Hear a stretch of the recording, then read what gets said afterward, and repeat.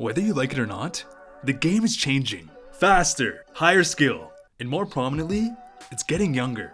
Today, if you're a highly sought upon prospect, teams will give you every opportunity in the world to succeed. But not too long ago, you had to earn every second of your ice time. Which is why we commonly saw examples like Joe Thornton, drafted first overall in 1997, with the pedigree to be a franchise-changing piece. But only a couple decades ago, a player like Jumbo Joe was thrown into the bottom six, and at times had enforcer line mates. Something we would never see today. And this shift to giving more opportunity out of the gate to young players has been creating a trickle effect, where we are seeing more and more dark horses surprise, if not shock, the entire hockey world in the rookie seasons, which has led to some of the most entertaining Calder races in NHL history. I mean, even this season, more people are betting on Kaprizov, a 5th round draft pick, to win the Calder, as if Alexis Lafreniere, a first overall franchise piece, doesn't even exist. And I'm not saying that's a bad thing. In fact, it's exciting.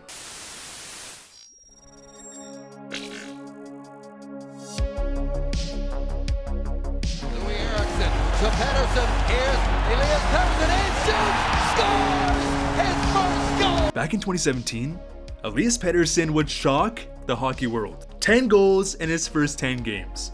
Ankle breaking. The man was a highlight reel machine. Oh, what a save by Biddington! Dominamete, and what a save! Nerve-wracking. Is it nerve-wracking to you? You're a flat liner, but it seems pretty exciting hockey. Do I look nervous? No.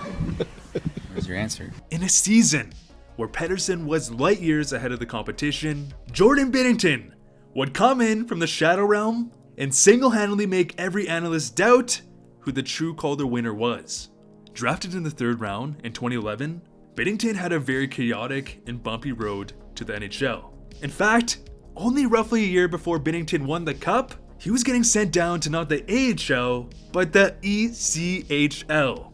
However, his agent found a clause that didn't allow him to get sent down, so he looked at the St. Louis management in the eyes, which included Hall of Famer Martin Brodeur, and refused. And because of this, he would be loaned to the Providence Bruins. And with a chip on his shoulder and his back against the wall, this would elevate Biddington to all new levels, as he would dominate the next season in the AHL. The next season, he was given his spot back in St. Louis, where he would dominate once again and take over the net. Except, now back in St. Louis, Biddington was excelling so much, instead of being sent down to the ECHL, he would get called up to the NHL and join a disgruntled and frustrated St. Louis team, who at this point were massive disappointments. They had a 10-18 record when Biddington would come in. Now, he would lose his first 2 games, but he would go 15-2-1 in the next 18 games. Biddington went from being threatened to be sent down to the East Coast Hockey League to carrying the St. Louis Blues to their first Stanley Cup in franchise history, on top of being top 5 in Vezina votes, 2nd in Calder votes, and even top 10 in Hart votes. All from a dark horse goaltender that his own team gave up on. After winning the Cup in 2015, the Blackhawks, like basically every other team in NHL history, would not be able to afford all of their depth, and as a result would lose major cornerstone pieces. Patrick Sharp, who was a pivotal part of the 3 Stanley Cups, would leave to Dallas. Brandon Saad would be traded out due to cap complications. Antti Ranta, Chris Versteeg, well, I think you get the picture. The Blackhawks would lose a lot of star power, and especially when you consider that they would trade their major young studs in Teuvo Teravainen and Philip Deneau, which is another story. They didn't have much future. Wait, no. What is that noise? But what I forgot to mention is the Blackhawks would somehow recruit the literal Russian doppelganger of Patrick Kane, as they would sign Artemi Panarin. Because believe it or not, Artemi Panarin, this guy, a man who was on pace for 112 points this season, was passed on 210 times in his draft year. Because in 2010, he would go undrafted because of the Russian factor and the fact that he was a bit undersized. But still, he was still at over a point per game in the MHL. He even had 9 points in 20 KHL games, which is extremely impressive for any draft eligible in the KHL. In 2011, Panarin was still draft eligible, but would once again go completely undrafted, even though he put up an impressive 21 points in 40 KHL games. And to give you some perspective, Vasily Podkolzin, who's considered to be a top prospect in the world and demonstrated his elite two-way game in this year's World Juniors, has 8 points this season and was still a top 10 pick. Panarin is the definition of being slept on. In the next 4 seasons in Russia, Panarin would develop into a superstar. But still, at this point he was 24. He was accustomed to the Russian game, he could barely speak English, and of course he went undrafted.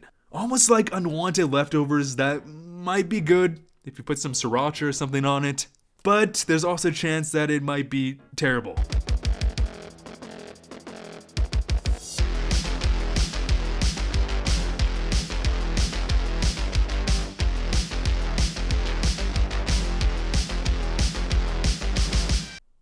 Well, that worked out. Panarin would come in and light up the league as a 24-year-old undrafted rookie, dark horse, tripod, whatever you want to call him. 77 points in his rookie season. After losing so many core pieces, Panarin was a huge addition. In fact, his presence was so beneficial to Patrick Kane, he would win the Art Ross for the first time in his career. And of course, Panarin would cap it off with a Calder win over Connor McDavid. When it comes to prospect development, I think there is a massive misconception when it comes to building your team through the draft. For instance, let's use the Edmonton Oilers as an example. They have had an uncanny amount of high-end draft picks. We're talking 4 first overall picks, 7 top 10 draft picks in a 6-year span. That's enough players to fill out half your roster. And what's crazy about my Oilers? They get roasted, and will continue to get roasted because of their horrible development and drafting track record. But here's the kicker. Those are just first round draft picks. What about the 25, 30, 40 other players they drafted in that time period? Where are they? Well, they did bad in those departments too. And this leads to poor depth and having to sign as many cheap UFAs in the offseason to fill out your roster. Now, let's take a look at Tampa Bay.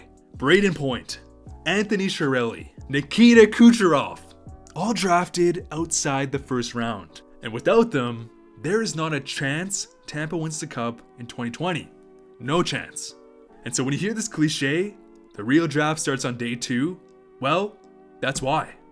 And back in 2014, the Buffalo Sabres would draft who is now a potential cornerstone player in the 7th round. A bit undersized, but highly skilled, and a natural goal scorer, Victor Golfson. Victor Golfson had a long development path in Sweden, but he was patient. He marinated well. You hear that, Peter Chiarelli? Patient. His weight went from 160-ish to north of 180. He developed all areas of his game, which led to a seamless transition into North America, as he would join the Rochester Americans and put up 30 goals and nearly a point per game. And his patience on development allowed Olofsson to gain a lot of momentum heading into his rookie season, as he would come in, and yes, he was definitely overshadowed by Hughes and Makar, but he himself had a fantastic season. Not to mention it was on an imploding Sabres roster. 44 points in 54 games. And the potential to be that great 30 goal scoring top 6 winger on Buffalo, who was discovered in the 7th round. And to go full circle, that is why scouting matters. Imagine if all those draft picks Edmonton had, that they just managed to land 1 or 2 players like Olofsson. Easier said than done, but hey, I do not think that's unreasonable when you consider the sheer amount of draft picks they had in that time period. Tampa Bay has shown that it is very possible. If McDavid had a line mate like Olofsson, like Panarin, that is what makes your team a championship caliber team. Not just the stars and headliners, not paying for depth through free agency. It's about hitting those gems after the first round and building your depth through the draft. But anyways guys, has your team ever had a star player who's drafted outside the first round, or a star player who's even undrafted? Comment down below, I'd love to know. And make sure to press subscribe for some more awesome hockey content. Thanks for watching.